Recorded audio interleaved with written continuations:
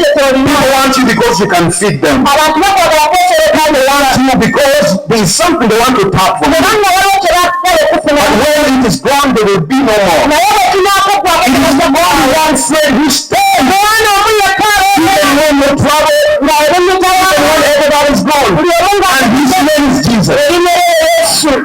This is the man I brought you today. Who got you when he has not given you any dollar? I spent in Turkey 2 years when I don't have anything. But my mom was eating up dates around. My son is in Europe. No, I need this. I said, my sister, Mama,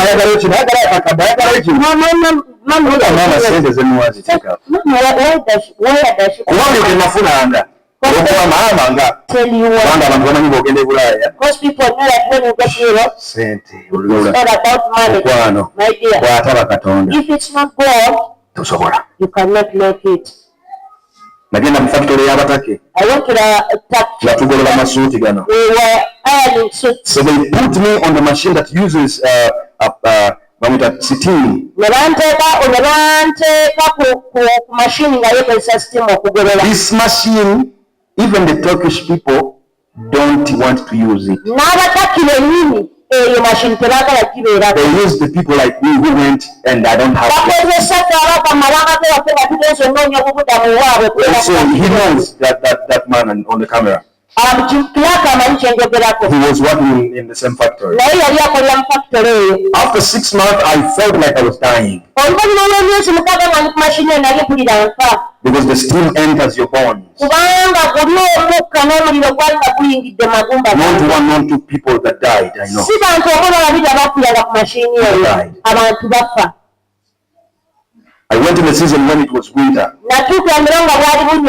I need jackets, boots, and I had nothing. So I was like, should I stay here to die or should I go outside and die? You're here. He is dead and we said dead, but you're in the middle. One day as I was passing by the street, Pastor is always there. The street is 24/7. It is always full of people. So I found the street artists. I said I can manage this. But I had no identification. But it was winter and the snow was flowing. Many of my orphans have been returned today because of the problems. And when they die, they look for us like announcers so that they I said, no, I'll go and join these street artists. But I had no identification. I didn't know the language. In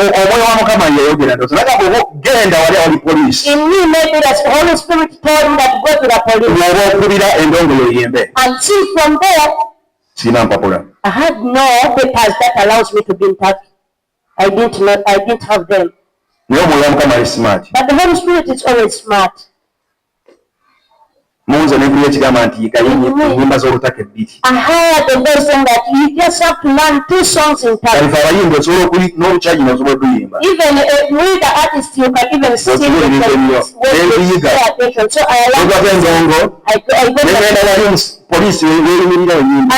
went where the police stands. So I had to get my guitar and started singing. I want to tell you, when God is with you, you cannot fail. Singing the first song, the police came. So I said, it is over now. The police were the first people to give me money. police. The police. I said, when I saw that now, people came and stood around. They said, please stop that man singing. I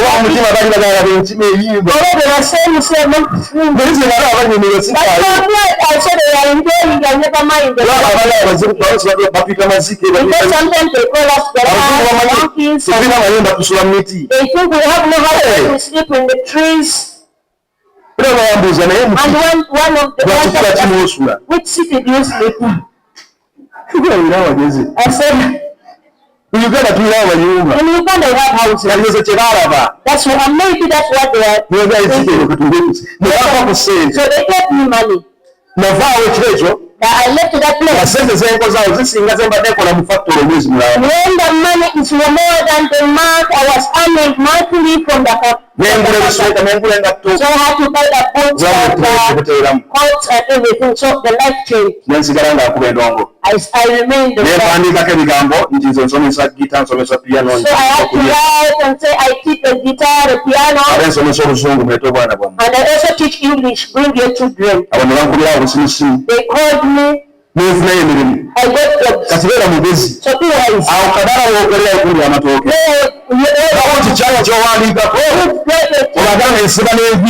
can even win.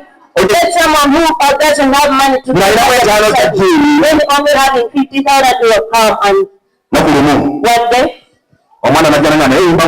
the child came and said, you sing so good. In Turkey, it was a Turkish. He told me, you're on the streets.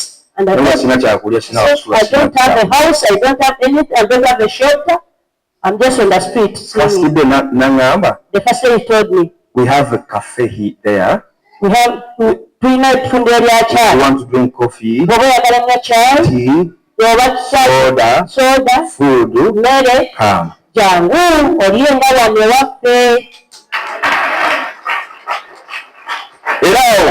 There, the pastor somewhere was staying.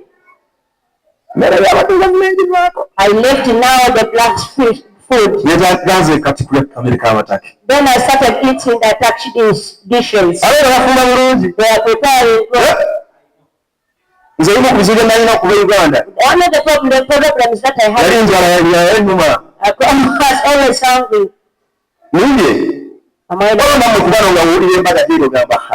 Some of you, when you hear what you have not called him.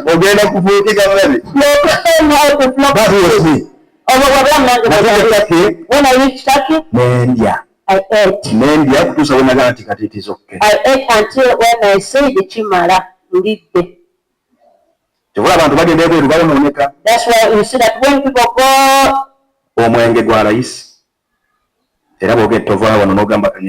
alcohol is so cheap. You can fill even the house because it is cheap. So even food is not so expensive. When I went to school, the school called me because after seeing the chart, they took me to the school of the whites. I said, what should I do now? They gave me an interview. It was not for the children, but it was for the teachers. To teach the teachers. If I pass the interview, then they'll give me the children. I went to Chiwoga where there's no network. So don't despise yourself. So I asked the Holy Spirit to help me. I was wise and something I can can. Where people don't pass for me, I pass.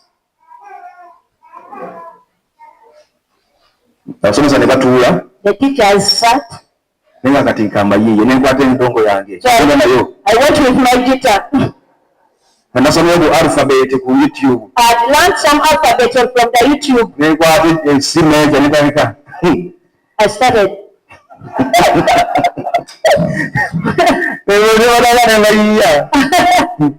A B C D E F G wolololo. High five for the ground. To give your friend a high five and say that it is possible.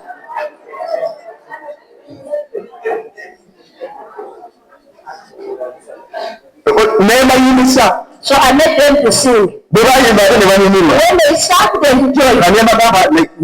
I think you don't just sing, now stand up because I have a dance. Then I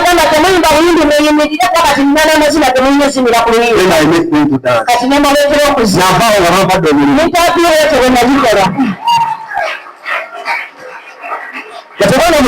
So the children in the school, I could always, the children loved me from that school.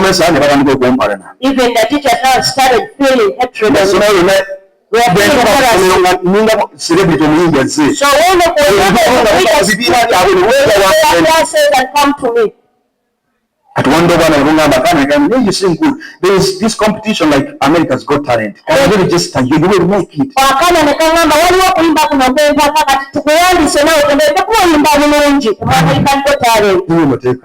I said you register me. It's finished. So the one day they go, are you Benjamin? they were speaking in Dutch. Bas. Two buildings is in charge. Carly Jackson. Bas. Then only that also is Turkey. What you around? Yes. The children are told me.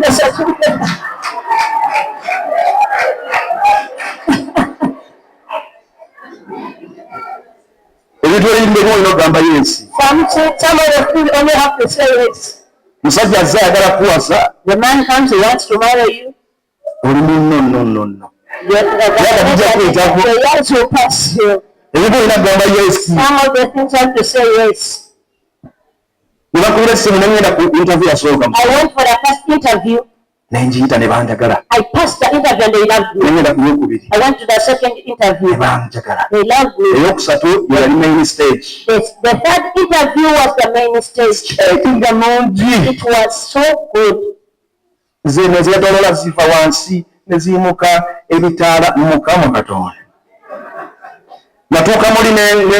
went there and I was like, I said, what is this? In the rehearsal, I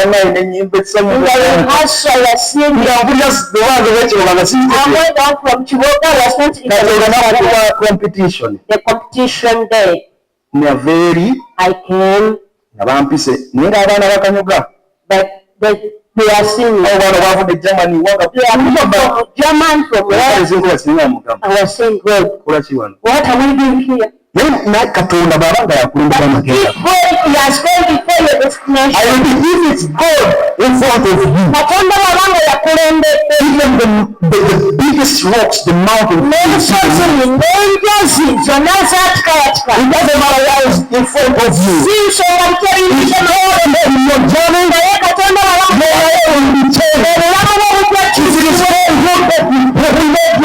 Just you will make it. I said, God, if I fail here, if it's going back to Africa, let me go back. My dreams from my childhood, we have to be great singers. Go to Rwanda, go to Congo. That's why I was not bad. But think beyond. It drove us to make to get passport. On 13 levels, I was having my passport. I was hearing words from the village around. One day when I'd gone to church, my box was having like 1 million under from the church. I came back when they had stolen it.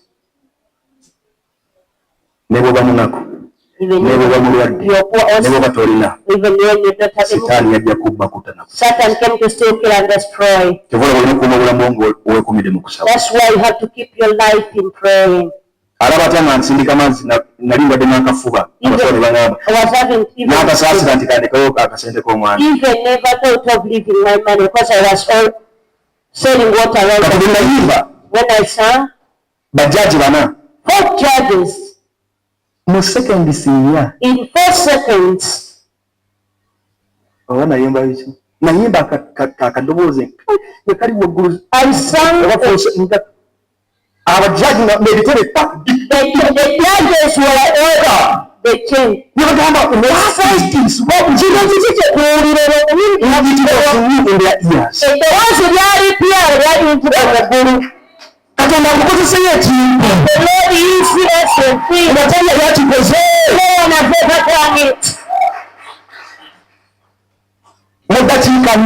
In 4 minutes. 4 seconds. In 4 seconds, I was already started talking. When I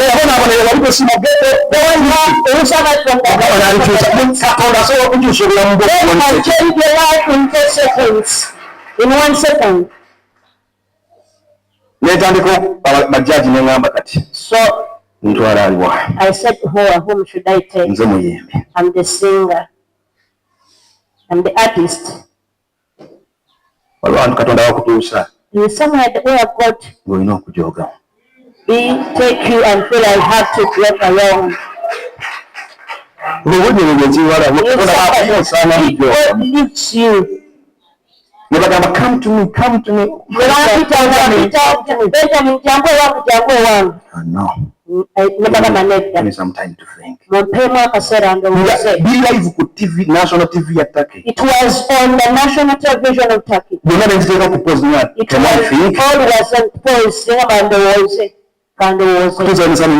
this man. When I decided, I said I'm going with him.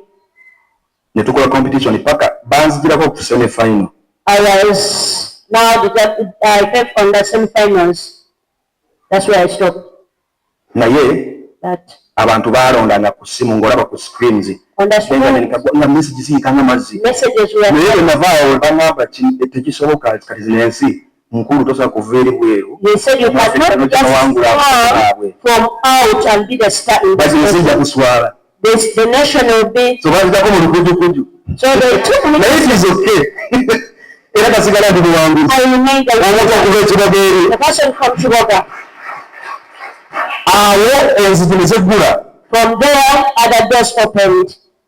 Amasomero ag'ebbeeyi ne gaba okutaka mu teach. The schools, bandi ez'abayimbi abakabi ne the started to invite me. Ne neerowooza kye nayagala. I could always choose for myself. Era bwe mbeera e Turkey, I perform it in weddings. When I'm in Turkey, nyimba stadiums. I sing for even the honorable. Even in Paris. Even in Paris. Waliwo Paris bagiyita Chiram Palace.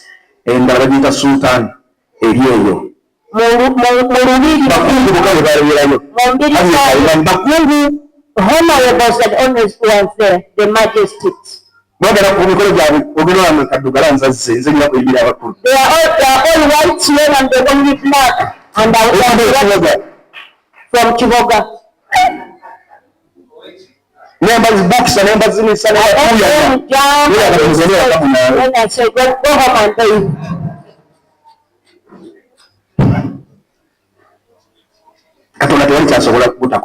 Nothing can fail God.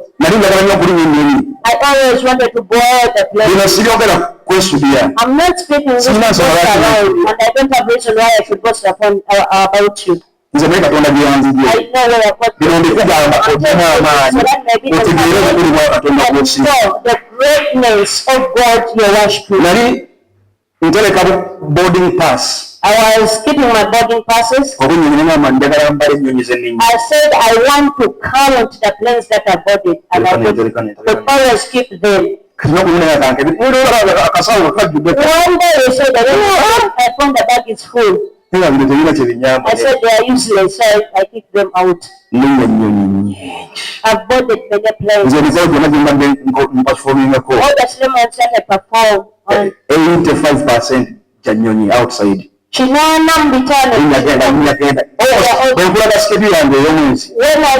show you the map,